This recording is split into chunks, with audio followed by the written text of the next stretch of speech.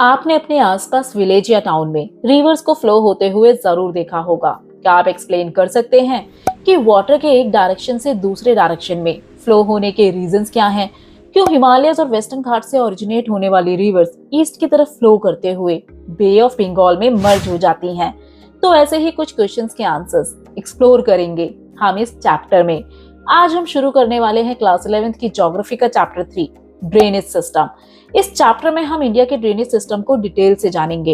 India के drainage system को कई बेसिस पर डिवाइड किया जाता है, जिसमें से मोस्ट एक्सेप्टेबल है classification on the basis of origin, जिसमें शामिल है द हिमालयन ड्रेनेज सिस्टम और द पेनिनसुलर ड्रेनेज सिस्टम। पर इसे जानने से पहले हम रिवर्स या ड्रेनेज से जुड़े कुछ इंपॉर्टेंट टर्म्स को जानेंगे। तो चलिए शुरू करते हैं। ड्रेनेज सिस्टम में सबसे पहले जानते हैं कि ड्रेनेज किसे कहा जाता है। The flow of water through well defined channel is known as drainage. Means एक डेफिनेट चैनल यानी रास्ते से वाटर का फ्लो होना। आपने अपने आसपास कुछ रिवर्स को अगर ऑब्जर्व किया हो तो ये रिवर्स एक ही डायरेक्शन में डेफिनेट रूट से फ्लो करती हैं और इसे ही ड्रेनेज कहा जाता है। अब ऐसे कई चैनल्स हो सकते हैं। फॉर एग्जाम्पल गंगा, जिसमें यमुना, सोन, गोमती ऐसी बहुत सी रिवर्स आकर मिल जाती हैं। गंगा जो एक डेफिनेट चैनल से फ्लो करती है, बट जो रिवर्स गंगा में आकर मिलती हैं वो भी एक डेफिनेट चैनल से फ्लो करती हैं। तो कोई भी रिवर और उसकी ट्रिब्यूटरी एक नेटवर्क बनाती हैं और इस नेटवर्क को ही ड्रेनेज सिस्टम कहा जाता है। अब हमारा नेक्स्ट क्वेश्चन है कि एक रिवर में वाटर आता कहां से है। So a river drains the water collected from a specific area, which is called its catchment area. Means catchment area land का वो एरिया है जो बारिश के बाद या ग्लेशियर्स के मेल्ट होने पर पानी को कलेक्ट करता है। ज्यादातर ये रीजन हिल्स से घिरा हुआ होता है। बेसिकली कैचमेंट एरिया से ही वाटर फ्लो होकर रिवर में पहुंचता है। इन शॉर्ट ये वो एरिया है जहां से रिवर पानी को कैच करती है। इसे ही कहा जाता है कैचमेंट एरिया। नेक्स्ट टर्म है ड्रेनेज बेसिन। वो एरिया जो ड्रेन किया जाता है रिवर और उसके ट्रिब्यूटरीज के द्वारा, उसे कहा जाता है drainage basin. For example Ganga जो बहुत से रीजन से होकर गुजरती है, बट गंगा के साथ उसके ट्रिब्यूटरीज भी फ्लो करती हैं, तो इसीलिए हम इसे कह सकते हैं गंगा ड्रेनेज बेसिन। अब ऐसी बाउंड्री लाइन जो एक ड्रेनेज बेसिन को दूसरे ड्रेनेज बेसिन से अलग करती है, इसे कहा जाता है वाटरशेड या वाटर डिवाइड। मान लीजिए दो रिवर बेसिन है ए एंड बी। अब इनके बीच में माउंटेन होने की वजह से इसका स्लोप इस तरफ जबकि इसका स्लोप इस तरफ है, इसीलिए बारिश होने पर यहाँ पानी इस तरफ फ्लो होगा जबकि यहाँ स्लोप के दूसरे तरफ फ्लो होगा।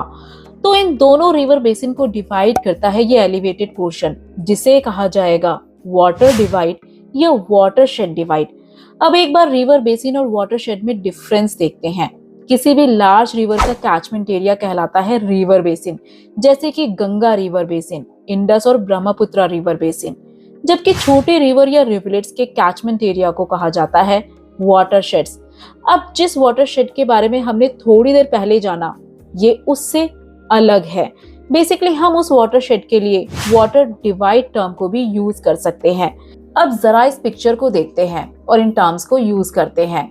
ये इस रिवर का कैचमेंट एरिया है, क्योंकि स्लोप इस तरफ होने से बारिश होने पर वाटर इस रिवर में ड्रेन होगा। अब ये एक बड़ी रिवर और उसकी ट्रिब्यूटरीज हैं, ये बन जाएगा ड्रेनेज बेसिन और ये है वाटर डिवाइड जो इस बेसिन को दूसरे से अलग करता है।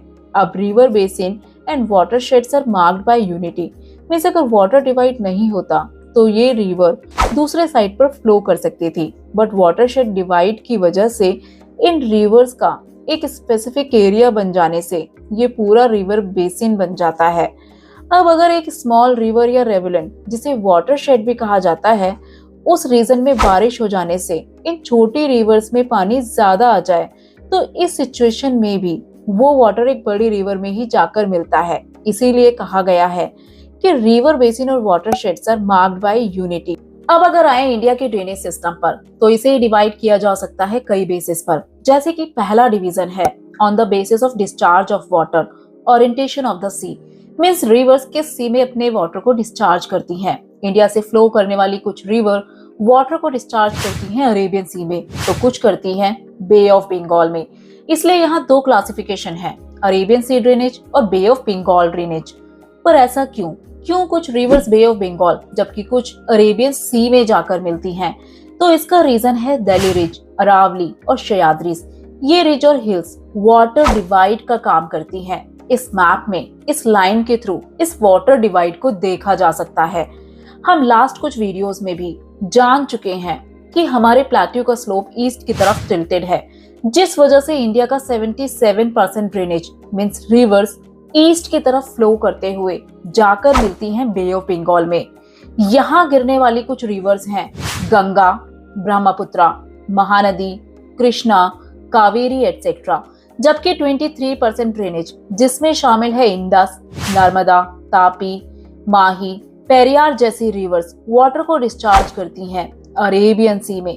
अब इंडियन ड्रेनेज सिस्टम का दूसरा डिवीजन है on the basis of the size of the watershed, means river basin का कैचमेंट एरिया कितना बड़ा है, वो कितने बड़े एरिया का वाटर लेकर आती है।